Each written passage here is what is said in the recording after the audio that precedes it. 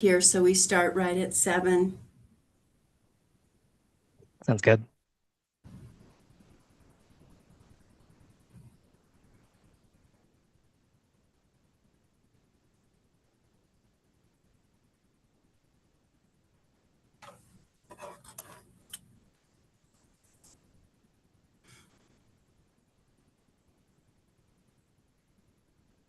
All right. Welcome, everyone. I'm Kristen Pritz. I'm the Director of Open Space and Trails for the City and County of Broomfield. Tonight, our speaker is Josh Tenneson. He's the Deputy Director for Great Outdoors Colorado. The title of his presentation is Great Outdoors Colorado, A Legacy of Conservation and Community Impact. This program is jointly sponsored by the Broomfield Open Space Foundation. We have Tara Linehan with us tonight, who is the Vice President of that organization. Thank you for being here. And it's also put on by the City and County of Broomfield's Open Space Department. I also wanted to introduce Maddie Guzman, who's on the call. She works with our department and is just wonderful about setting up these presentations and getting everything organized. I'd like to tell you a little bit about Josh. He is a Colorado native. He grew up here. He is a Colorado buff through and through. He has 2 degrees from the University of Colorado, a BA in political science and his law degree from CU. He has many years of experience working in the conservation area and recreation issues. He's worked for the Palmer Land Trust down in Colorado Springs, also Great Outdoors Colorado as an open space program manager, and also worked for Arapahoe County Open Space as their grants and acquisitions manager. He has participated in over 125 different private conservation and public open space transactions, which is really impressive. He has also served on the Conservation Easement Oversight Commission for 2 years, and he serves on several other nonprofit boards. And I just want to note that I think for open space professionals across the state, Josh is really seen as a major leader in our state on open space and recreation issues. For many years, he served as a leader on our Colorado Open Space Alliance organization, which is our state organization that really brings together all of the open space professionals. And I remember when you were on that and you provided a lot of incredible guidance for that group. With that, I'd like to turn it over to Tara to talk about a little bit about the question and answer session at the end, and also a survey that we have for you. Thank you, Kristen. Hi, everyone. I'm Tara Linehan, and like Kristen said, I am with the Broomfield Open Space Foundation as their vice president, and I'm just really looking forward to tonight's presentation with Josh, but a couple of those logistical reminders. One is that there's a closed caption option in your settings, so if you would like to turn that on, you just press that CC button. Secondly, there's also a Q&A, and we will have time for Q&A at the end. So go ahead and put your questions in there. And if we get several of the same question, then I might combine them, but we'll try to get to all those. And finally, we do have this survey at the end that Maddie helped me put together just to gauge your, how much you value these programs and find out if people who are attending these have any ideas for future speakers that we might bring to you. So with that said, I will hand it over to Josh. Kristen, did I miss anything? No, I think that was great. Thank you. Great. Well, thank you for the nice introduction, Kristen. It's been a pleasure working with you over the years, and Tara, and Maddie, thanks for putting this on. It's so meaningful to be able to share our stories, our history, what's going on in the state of Colorado, with our residents that live across the state. So, without further ado, I am going to share my screen real quick.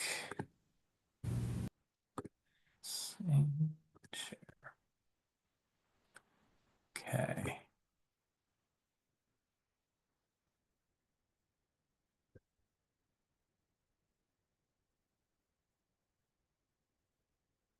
All righty. So thanks again, everybody, for taking the time this evening to join us. Again, Josh Tenneson, Great Outdoors Colorado Deputy Director. And, I can't highlight enough that the outdoors, it's all of our place. And when I say us, it's people of Colorado, the wildlife of Colorado, all the critters, all the plants, you name it. And it's really the place that brings us together. Great Outdoors Colorado, I'm going to give a little bit of history, but we've been really fortunate to have many of the founders, the people whose Great Outdoors Colorado was their brainchild. They're still with us, and so I am going to play a video in just a moment so that you can hear in their words, really how Great Outdoors Colorado came to fruition. But GOCO was created in 1992 and invests a portion of Colorado lottery proceeds across the state of Colorado to help preserve and enhance the state's parks, trails, wildlife, rivers, and open spaces. Anything that's outdoors, GOCO, again, in partnership with lottery, pretty much invests in, whether that's your playgrounds, species reintroduction and recovery efforts. We do so much in partnership, but it's really our partners that make the difference and do the work. GOCO is really just there to help facilitate that. Our independent board, it's appointed by the governor. It has to be approved by the Senate. But it's comprised of 19 members. There's 2 from each congressional district that have to be of different political affiliation. We have 2 shared members from Colorado Parks and Wildlife Commission, and then 1, the director of the Department of Natural Resources. Of those 19 members, 1 has to live west of the Continental Divide, and 1 has to represent ag interests. Through our now 33-year history, we've invested over $1.4 billion in Colorado's outdoors across 5,800 projects and in all of Colorado's 64 counties, including Colorado's most recent county, the city and county of Broomfield. Again, I'm going to briefly touch on the history, which is in 1990 with Governor Romer and then Director of Department of Natural Resources, Ken Salazar. They recognized that, there are things that make Colorado so special that our population cares about. And that we were losing some of our special places at a rapid rate. So they formed a citizens committee to say, what can we do about it? How can we protect these last places? How can we provide close to home access to the outdoors? So they formed the committee, and the committee recommended that a ballot measure be placed on the 1992 ballot. 58% of voters said, yes, we want to put up to 50% of Colorado's lottery proceeds to our outdoors. And so GOCO was established through constitutional amendment there in 1992 with the vote of the people. I mentioned I'm going to play a video. This is about 10 minutes, but we're, again, so fortunate to be able to hear from folks like Ken Salazar, like Governor Romer, and a handful of others that were really instrumental in standing up GOCO. So without further ado, I'm going to roll the video here. My earliest reflection of life was getting on a horse in a cold, wintry day and moving cattle from one field to the next. And out there, we were outdoors because we had to work. I was born in 1928 and moved to Holly out in eastern Colorado. It was in the middle of the 30s, and it was Dust Bowl everywhere. And it was a depression. People were having tough time making a living. If we didn't care for our land, we'd lose our productivity. So I began early in life to appreciate having access to open space. As I sit here now at the age of 94 and say, what's the next 50 years going to be dictated by? Our land planning and policies that arise out of Great Outdoor Colorado are going to be one of the most determinative things about what kind of a state Colorado becomes.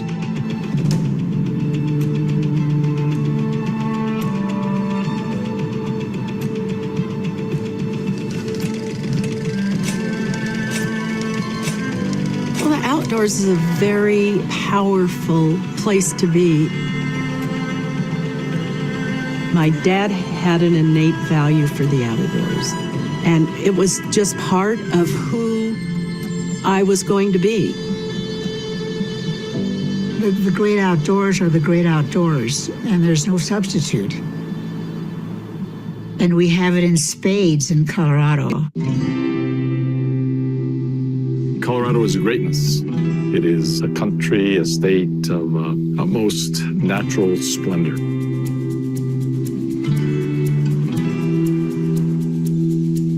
Colorado has everything, from valleys to the high mountains and everything in between. The rivers that come down from the mountains, and it's an exquisite visual place to live. People love Colorado. They love our natural resources. They love our sunshine, our beauty. Being in nature is critical. It's nourishing for our souls and our bodies and our wonderment.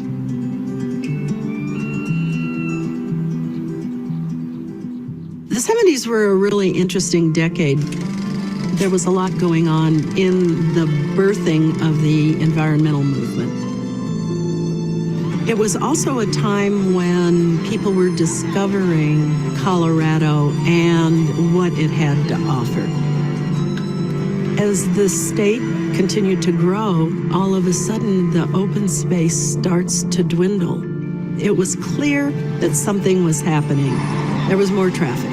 There were people sometimes where you could be backpacking that you had never seen people before. There's something that ties us to the earth as we think about our heritage moving west. And you just don't want to be crowded in by thousands of people. 2 million people came, and then it was a few years later, it was going to be 4 million people. And that much humanity can have an enormous impact on the environment. We wanted it to slow down and save what we could save before it was gone.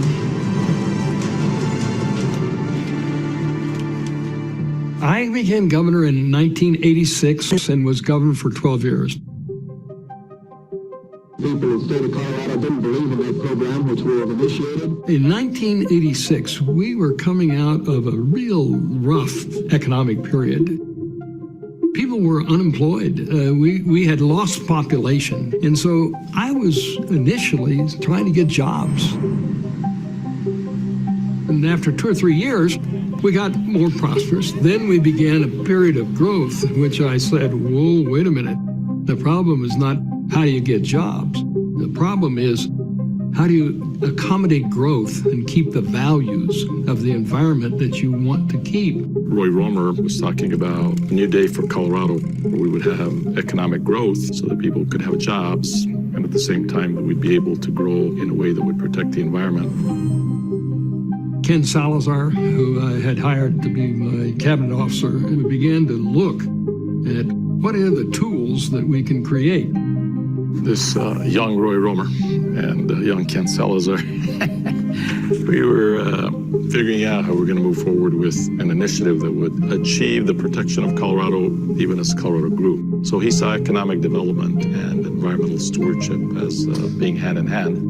We formed a committee to explore how we could do this. The Citizens Committee for Great Outdoors Colorado was an interesting evolution unto itself. I was, at the time, on the Wildlife Commission. I was the first woman appointed to that position in the 109 years that there'd been a Division of Wildlife.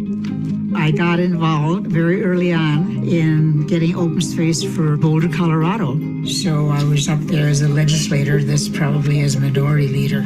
Boulder County was in good shape in buying open space, and I was worried about the rest of the state. And so we concentrated on working out processes where all local communities could be a part of this. And we needed to allocate some of this land for recreational purposes, wildlife purposes, preservation of open space. We were just in conversation with a variety of people to begin to explore what might be possible in Colorado. I remember going to church fiestas and fairs and having our volunteers who were out there with their pink GOCO hats collecting signatures. We went down south, we went west, we went east, we went north. We had citizens meetings all over the state of Colorado. Romer said, look, I want all of you to work together for the good of Colorado.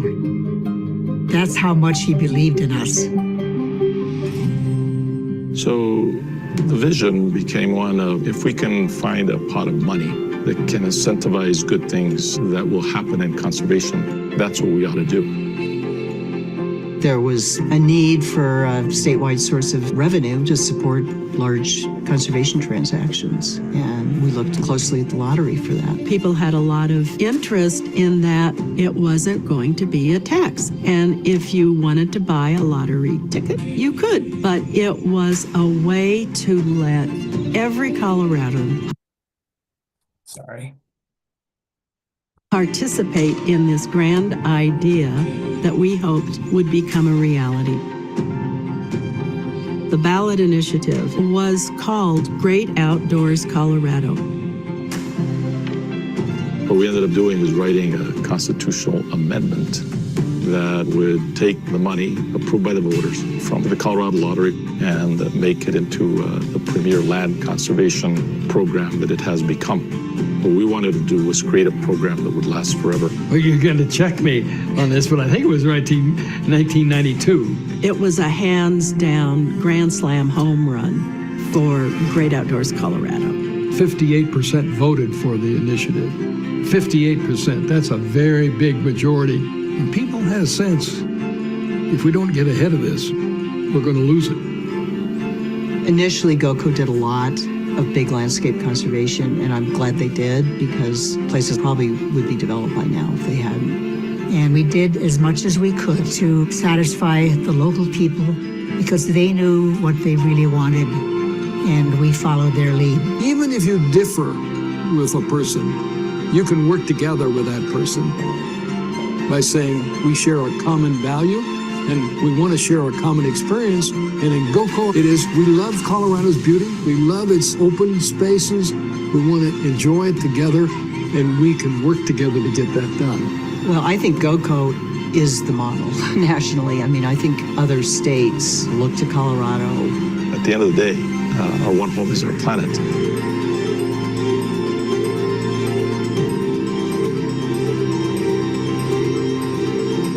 The most important thing is to understand it so that we can make it a reality that is, we as humans live on this planet.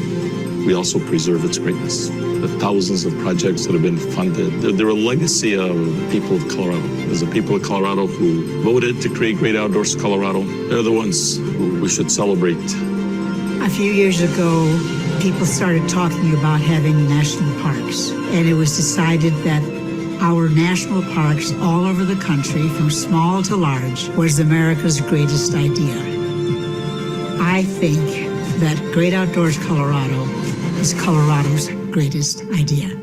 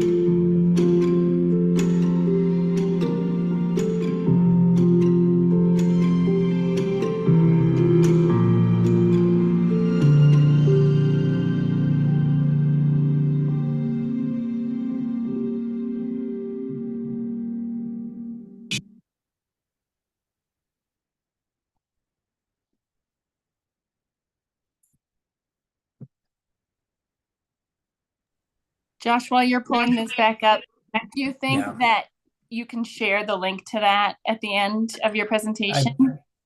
I sure can. Yeah, it's on the Great Outdoors Colorado website, and I'll be happy to share that. So, Thank you. yeah, thanks for pointing that out. I could never do the history of GOCO justice the way that many of our founders did a couple years ago when we filmed this, and so I'm so grateful that they're with us. that they joined us in person, many of them, to be able to premiere this. And now, this is here in their words, hopefully forever, similar to many of our open spaces and GOCO itself. I would say, after the 1992 passage of GOCO, there were obviously a couple of open space taxes that pre-existed, especially Jefferson County and a couple others across the state. But one of the biggest things that I think happened after GOCO was created is a domino of other cities, counties, special districts creating and taxes for folks, recognizing again this value alignment of we want to conserve our outdoors, provide spaces for people to engage in the outdoors. And I think the last count had that number of over 50 different taxes, a lot of them local Oregon special district taxes that support open space and recreation,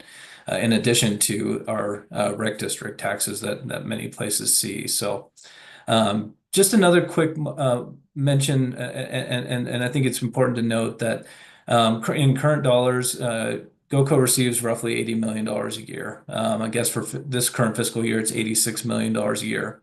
Constitutionally, there are constraints on how we can invest those dollars. You see four different squares here in front of you. To the left is the outdoor recreation and wildlife quadrants. Half of the money that GOCO receives, we actually partner with CPW and invest those dollars into outdoor rec, including state parks, and in wildlife activities across the state. On the right-hand side, you see the local government and open space quadrants. So each of those receive roughly, we'll call it $20 million a year. On the local government quadrant, that's typically more active recreation, things like ball fields, playgrounds. We'll get into a few other examples here. And then down in the bottom right, you see open space, and about $20 million goes to the identification, conservation, and management of open spaces and natural areas of statewide significance. So there's a lot of other things that the Constitution spells out, but overall it's aspirational, and it does give this organization, this 19-member board, and our 23-member staff great latitude to work in partnership with folks across the state to get good stuff, to make good stuff happen. For the longest time, really throughout our first 25 years of our history, we looked strictly to the Constitution to make our grant making, and we still do. We still very much stay within our lane, within the parameters established by law. But in 2020, we made a critical shift and really said, through a roadshow and engaging people in different mechanisms across the state, engaging our partners, folks that apply for our grants, we said, what do you value the most? What could we invest in that's going to make the biggest impact for the state of Colorado as we continue to grow in population? Certainly organizationally, we're not against development. We recognize development's going to happen. It's necessary. People have to have places to live. But let's also protect those most special places. And let's also put values at the center of providing equitable access to the outdoors. So with that, 5 things really rose to the top. Resource conservation, that's buying, as Kristen mentioned early, we help folks buy public open space. We also work to invest in conservation easements across the state. And that's, in simplest terms, a conservation easement is working with in most cases, private landowner to buy development rights. They still own the land. They can still do certain things that are compatible with those conservations, say ranch. Is an example, but overall they can't develop the property for residential, commercial, industrial uses beyond very restrictive terms. The second value that really rose to the top is, okay, we can protect these lands, but we also need to steward them. We need to care for lands that have maybe been degraded, or keep lands that are in good shape, improve them to great shape. Community vitality, the third thing that you see there.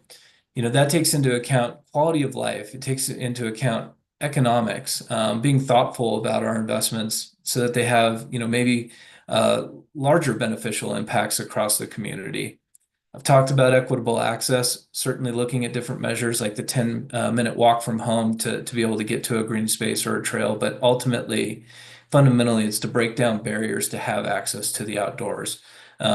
We heard from folks across the state, folks deserve this access, and we are trying to put money to advance breaking down those barriers.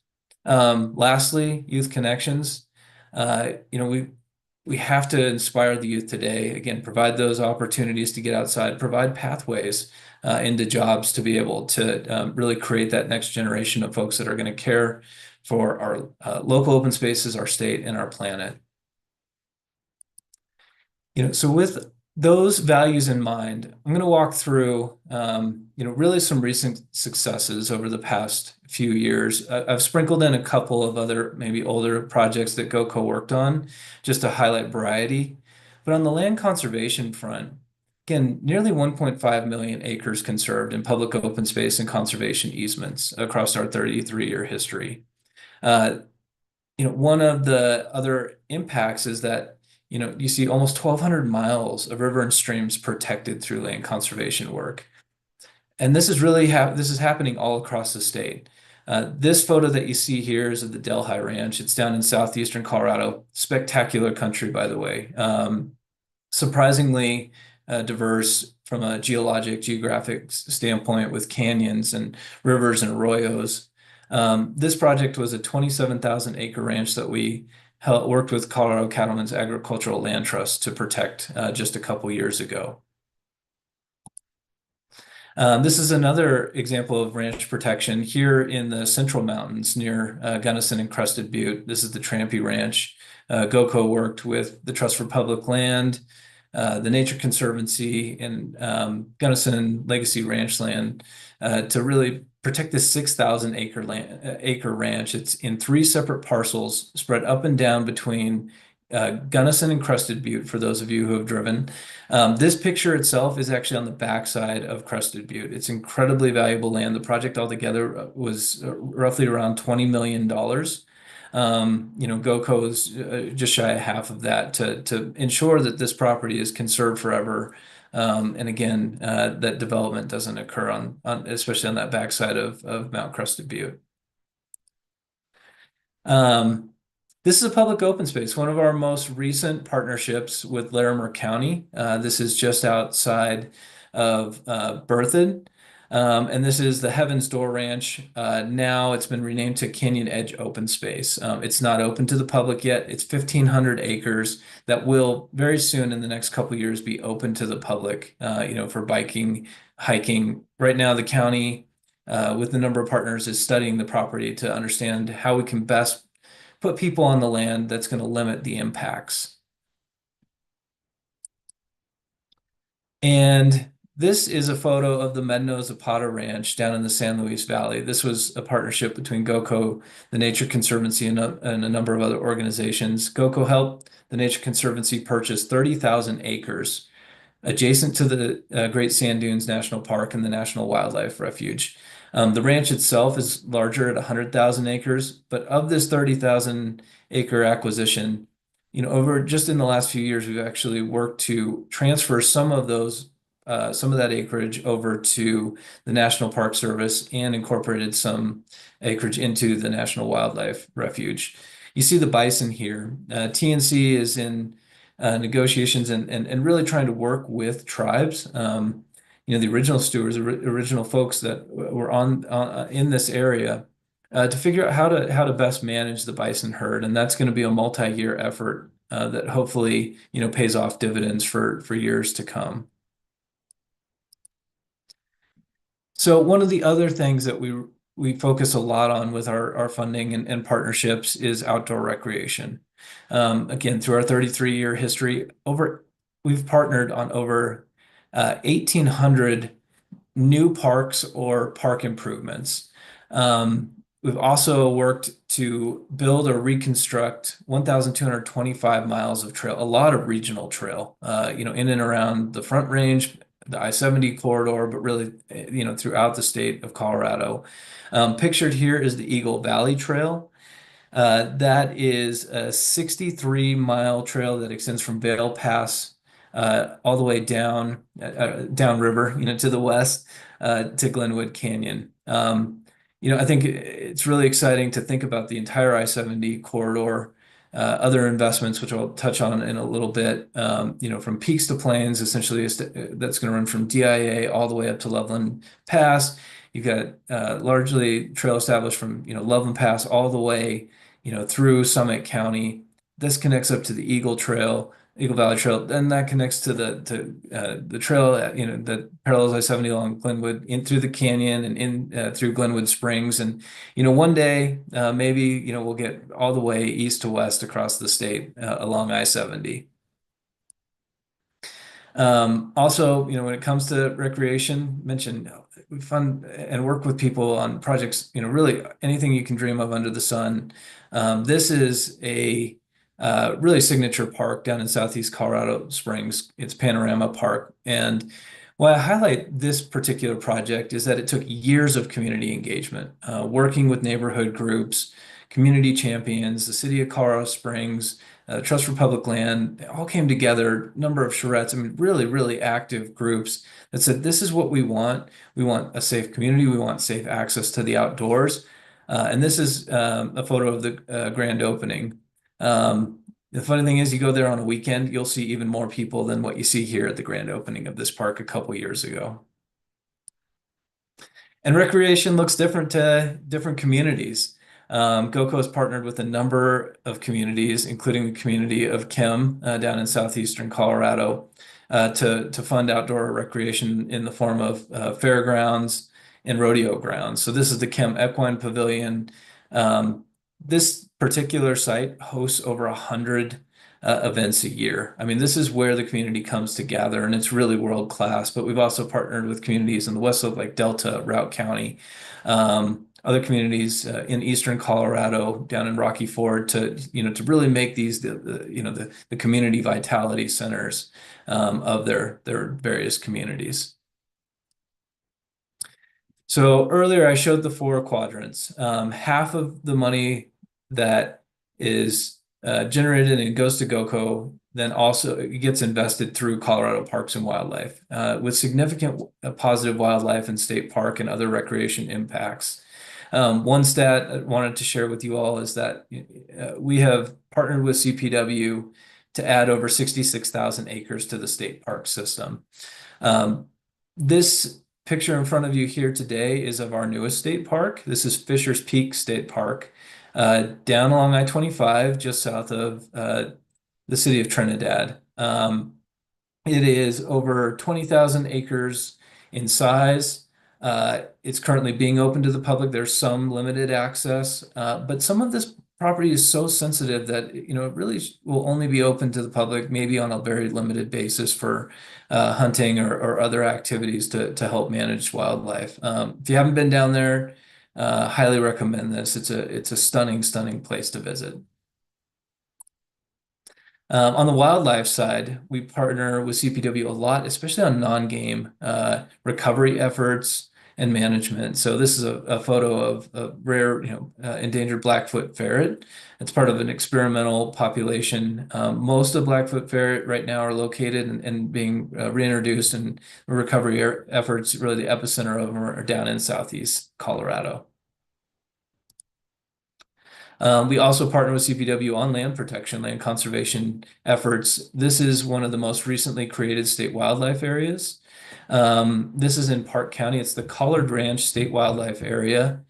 Highway 285 sits about in the top, I'd say about a third of the way down on this photo, so just below the mountains. This property protects numerous miles of Terriall Creek. Just above it is the Terriall Creek Ranch State Wildlife Area, which then connects into Forest Service land. So you have an incredible landscape scale conservation effort. This is critical winter habitat and range for elk, a number of deer, deer throughout the property, and then we'll also provide public access for fishing in the area. CPW, GOCO, the governor's office, and other agencies, the Department of Natural Resources and other agencies across the state have also stood up a program in the last 5 years to advance Colorado's outdoor strategy. And this is the Regional Partnership Initiative. This is really one forum for collaboration to occur. There are 21 regional partnerships currently, and we focus significantly on helping these regional partnerships to create conservation and recreation plans, within their geography, with the intent that now that many are starting to put their plans into action, as we look to the future, GOCO, CPW, others are looking at ways that we can leverage funding to advance these regional priorities. Again, one of the key values that we've elevated over the past few years are connecting youth to the outdoors, and two special programs that I would mention are our Generation Wild program.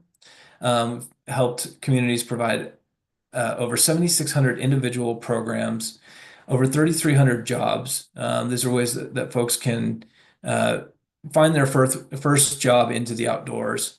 And these opportunities overall have been helped, or there have been over 270,000 participants. And this is just since 2017. It's had an immense impact already across the state.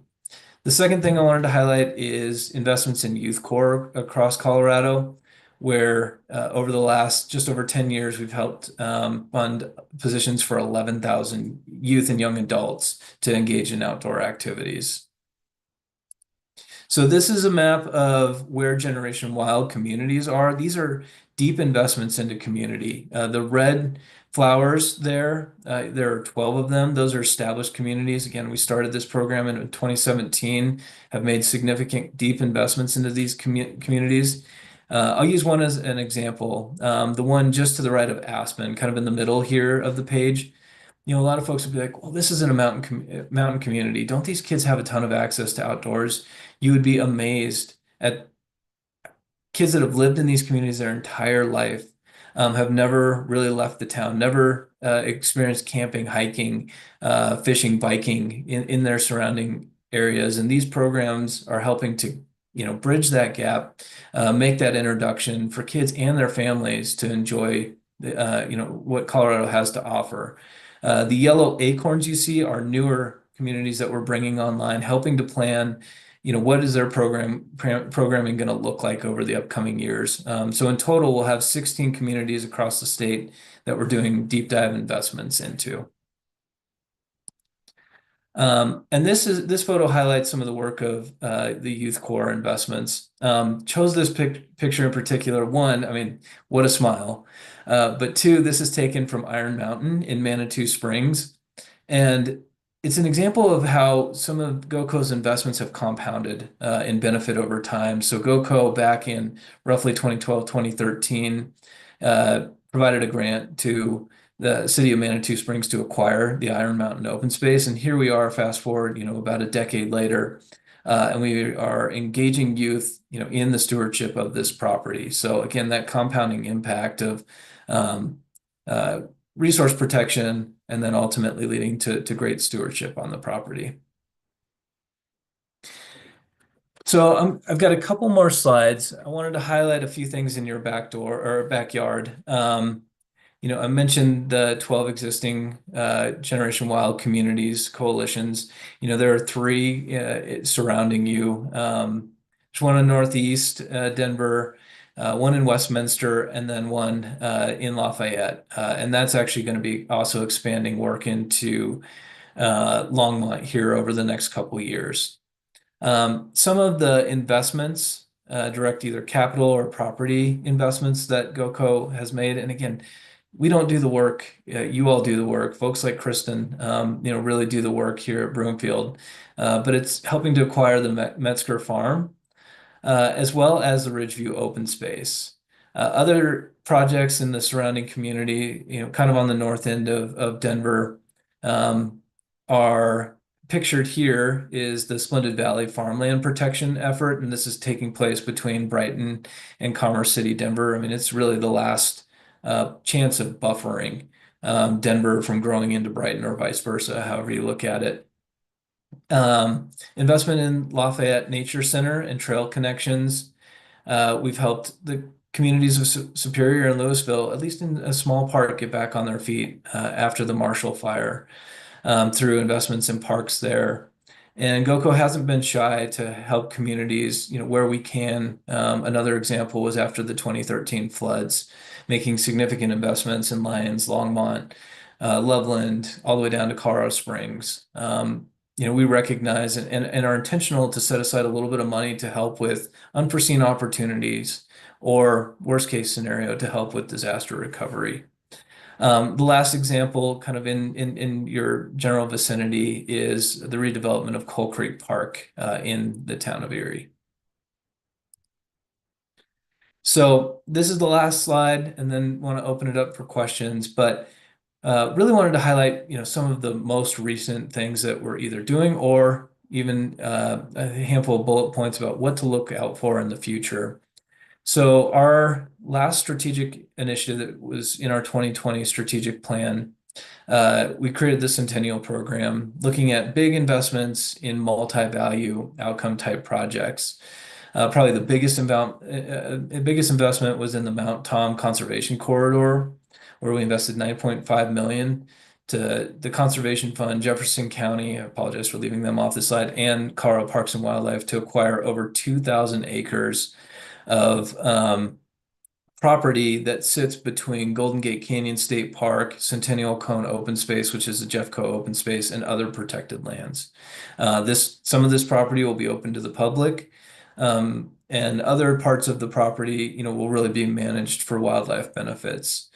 Some of the three of the bigger trail investments that we've made through the Centennial Program were in the Peaks to Plains Trail. That's in Jefferson County, really along Clear Creek. Again, I talked about that long stretch of trail that hopefully will go from DIA all the way out to, we'll call it Grand Junction, as that eventually connects into the Eagle Valley Trail, which I highlighted earlier, and then another $7 million investment into the Highland Canal Trail that runs between essentially Chatfield Reservoir all the way out to DIA. It's 71-mile stretch. So improvements along those trails, closing gaps along those trails, really, again, trying to provide that close to home access.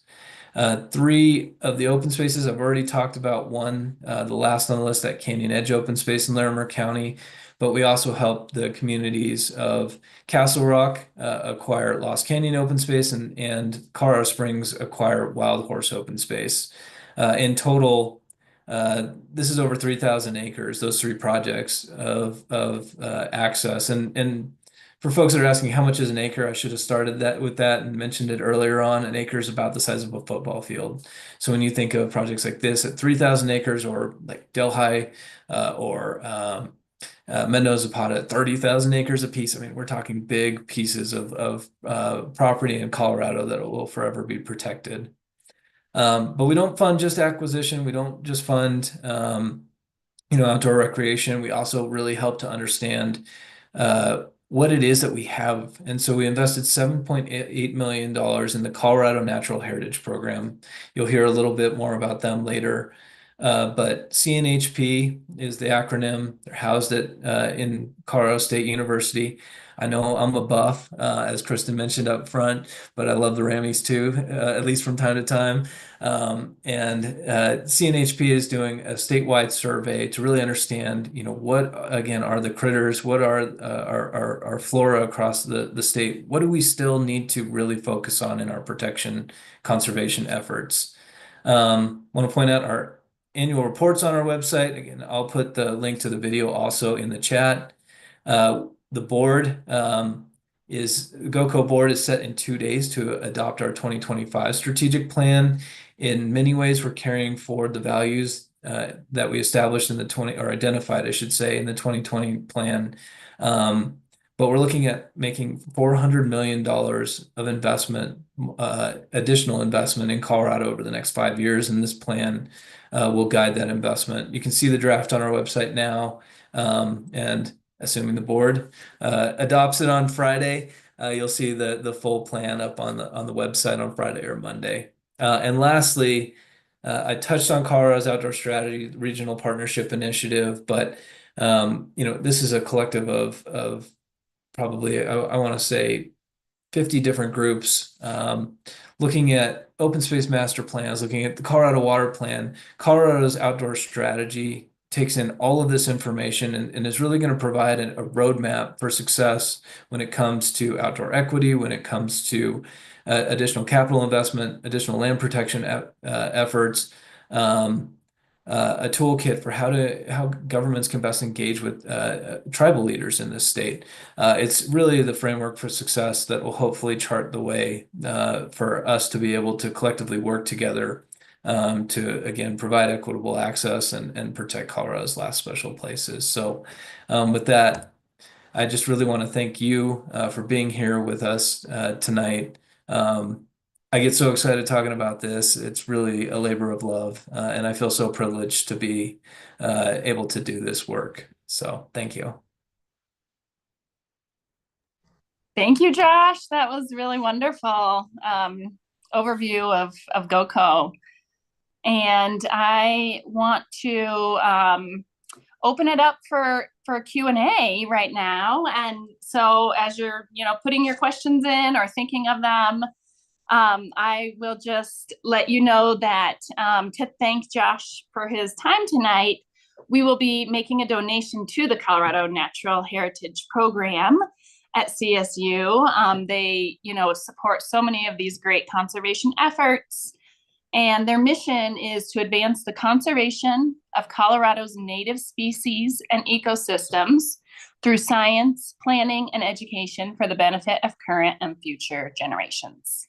So thank you, Josh, for recommending that.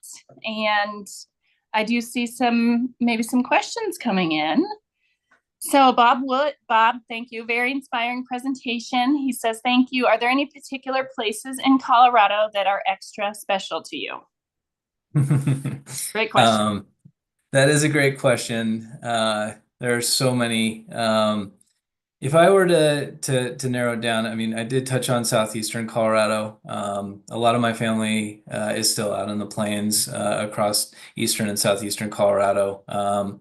The Purgatory River Canyon and Picket Wire Canyon is probably one of the neatest places you could ever visit, between having one of the largest concentration of dinosaur tracks in the state, in North America.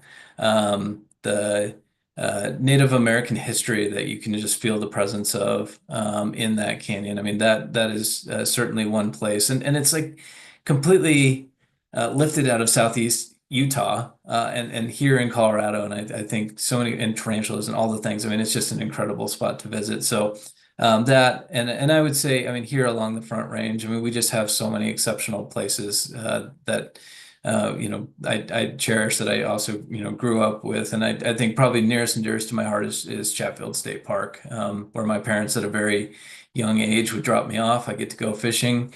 They come back at the end of the day. I think a lot of folks would probably say it's neglect. I say thank you, Mom and Dad, for allowing me to do that at even at the middle school age. So. Thank you, Josh. And I'll just mention, Maddie, thank you so much. She put the survey link into the chat if anyone needs to leave early. And also the video that Josh played earlier. There were a couple times where there was a glitch, and so we heard you the whole time, but sometimes the screen was a little bit covered up. So thank you for that link. And other questions? I have one, so we'll go ahead and ask it. You said that something I didn't realize was that GOCO has these emergency funds, that you've used for the floods and for the Marshall Canyon fire.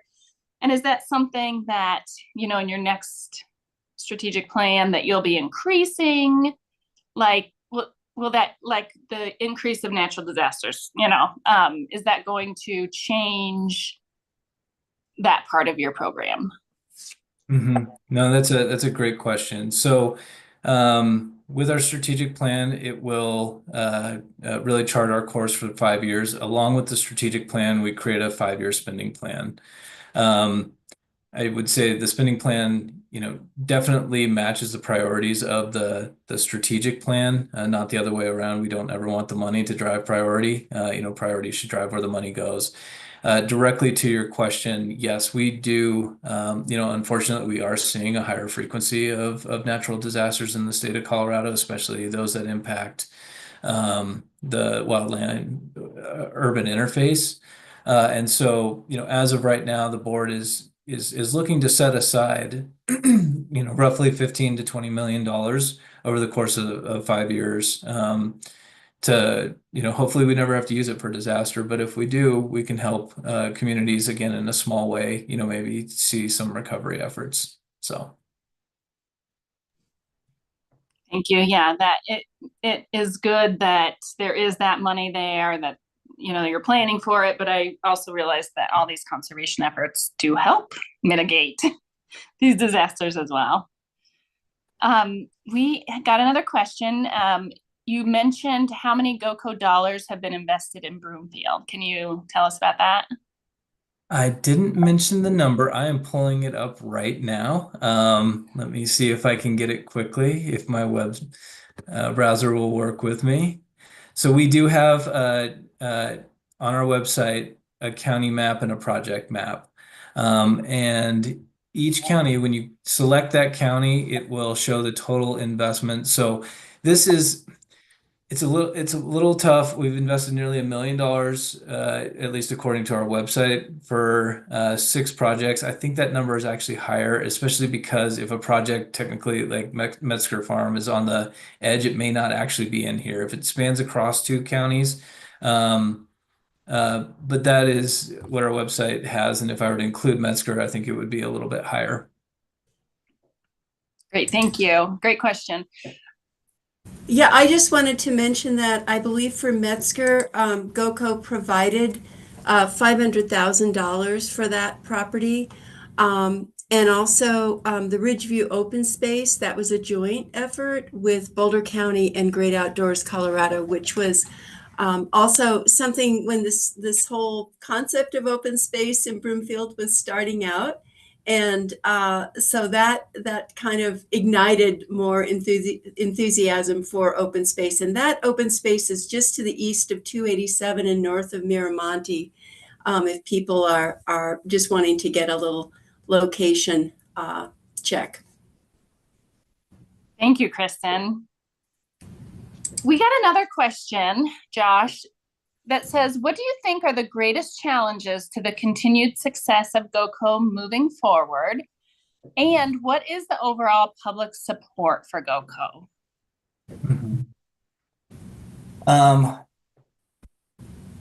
I think that the greatest challenges, honestly, will be continued population growth. It will be climate resiliency. I think our habitats are inevitably shifting. It does come down to, we will see greater frequency and unfortunately magnitude of natural disasters. And so one thing that I would highlight, I guess, that is within Colorado's outdoor strategy, we're really looking at ways of bringing people together.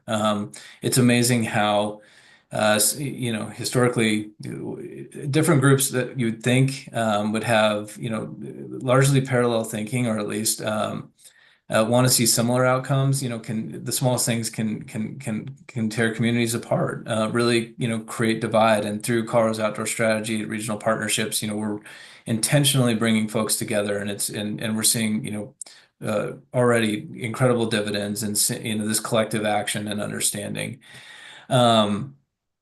about the direction that we have to go. So, I do think that's a risk, or multi-prong risks there. As far as the support for Great Outdoors Colorado, because we're embedded in the Constitution, we don't need to go back for reauthorization necessarily.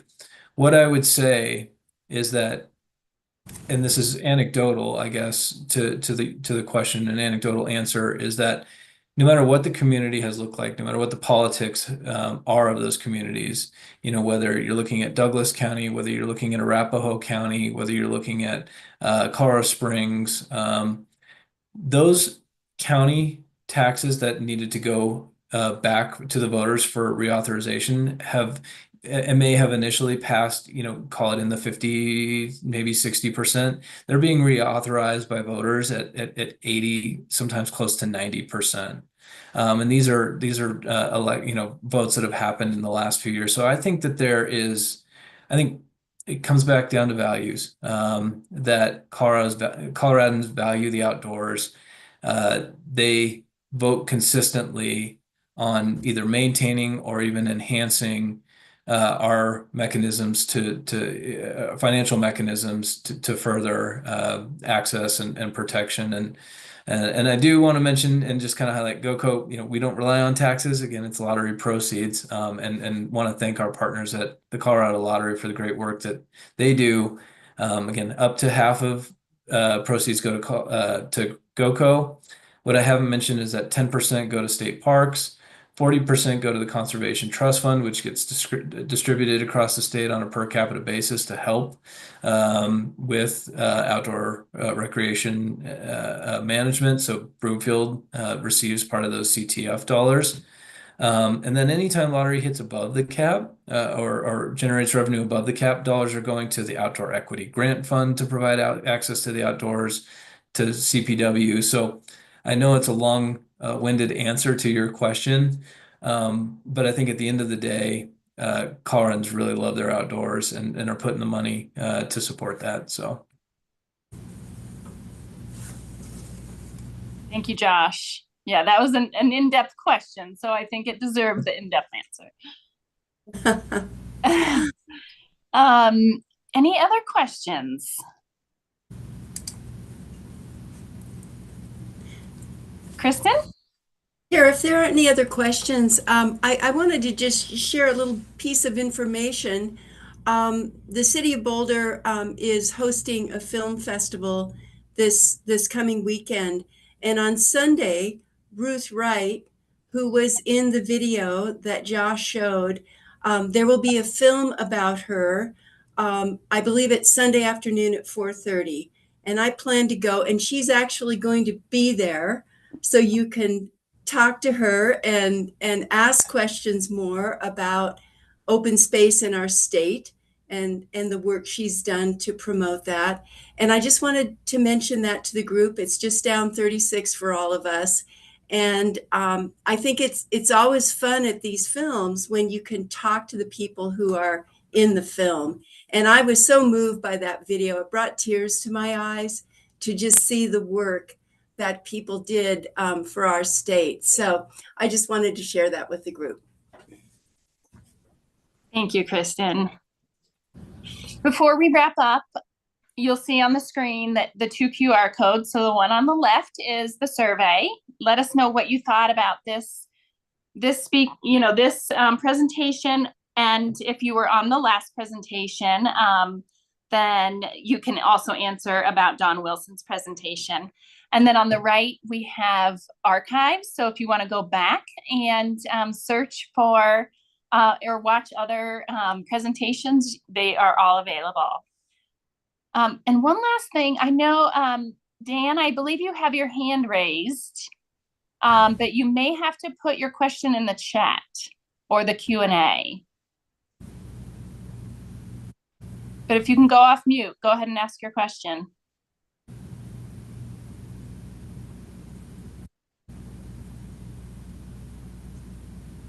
Are you talking to me? Yes, Dan. Do you have a Dan, question? yay! Finally, okay. I had several questions.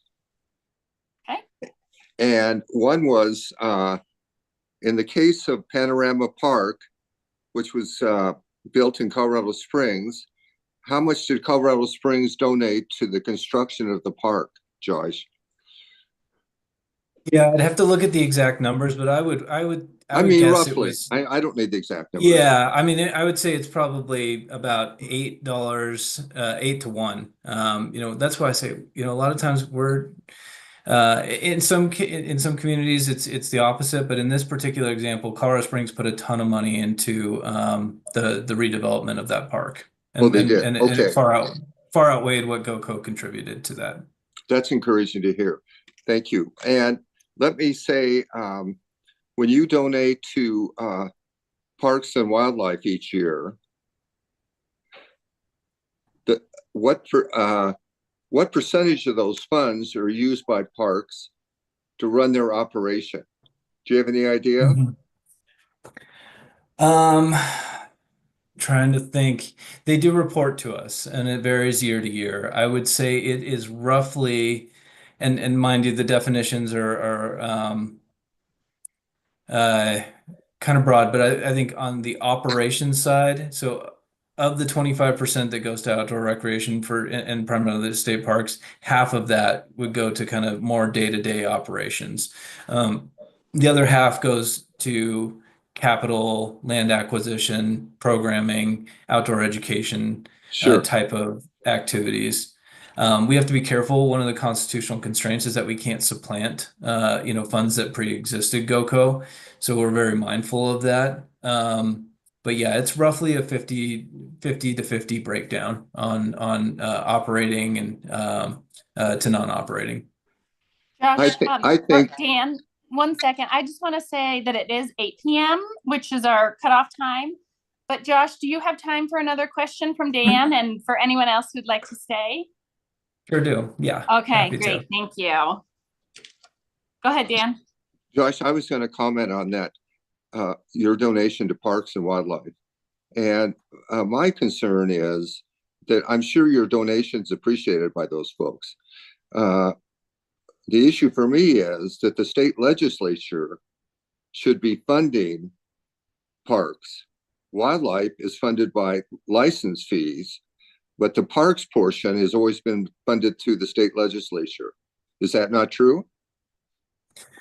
I would say that it has probably been 15, maybe even 20 years since the legislature significantly invested in the state parks. One big legislative change, and this is huge, and I think many of the folks here probably see it, is the Keep Colorado Wild Pass. So now, when you register your vehicle, I think it's roughly, what is it, $29, $30. You can opt in to that program, and that goes to really helping to sustain our state parks. Goes to other things like rescue, outdoor rescue, and the Avalanche Information Center.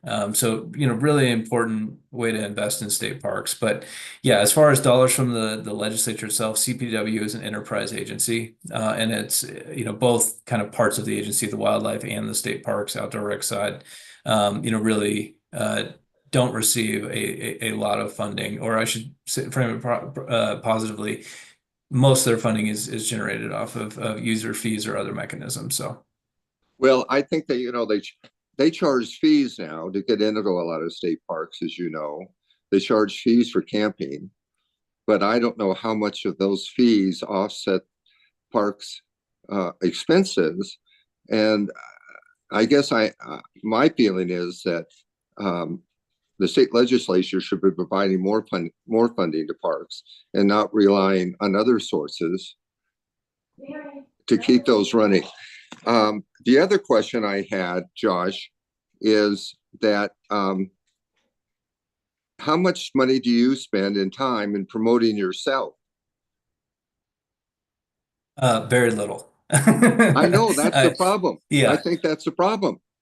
I think that you should be spending more money and time. I don't know how, I know your time is valuable, but in promoting yourselves, I think there's a lot of folks in the state that don't totally understand how GOCO works, how it cooperates with cities. I just think that, and I'm being opinionated here, obviously, but I think, I think that it would be helpful if people understood, and they might be willing to buy more lottery tickets. Who knows? I'll just quickly touch on that our biggest way of getting out the word, is really through people that do understand. And I also, we do a lot in way of signage. So projects that we've invested in, you will see signs out at the site. But our board has been really thoughtful throughout the years to invest as much money into the ground, into our partners' projects as possible. So anytime, you invest in PR, that's really taking, it's an opportunity cost and it takes money away from, possible impact. And so, our board time and time again has said every penny, we're not here to pat ourselves on the back. I love, your thoughts, Dan. But every penny we can get over to Broomfield or neighboring communities, is a penny even better spent. So, Well, I appreciate your good work. I voted for the first ballot initiative and went out and worked tirelessly to see that that was passed. And so now, after all these years, it's encouraging and heartwarming to see all the good work that's come out of your department. And I thank you again, and thanks for showing up tonight. thank you. Thank you, Dan. Josh, if I could just add that Dan Wilkie is on our Broomfield Open Space Foundation. He served on our Open Space and Trails Advisory Committee and really was one of the early on open space supporters here in Broomfield and advocated for our sales and use tax. And I want to say he was the one that said we need to have somebody from GOCO come and speak to the community. So he's a revolutionary, and we love him. Thanks, Dan. You're welcome. You're welcome. Well, I don't see any other questions. But we really thank you, Josh, for your time. And I just want to say thank you to everyone for being here, the city and all the participants. We will be, hosting more of these in the fall, so be on the lookout for more speakers in the fall. And give us some ideas if you have them. Thank you so much, Josh. Great job. And Tara, thank you for leading the question and answer. Absolutely. Thanks, everybody. Okay, Yep. good night. Good evening, everyone. Thank you. Bye-bye.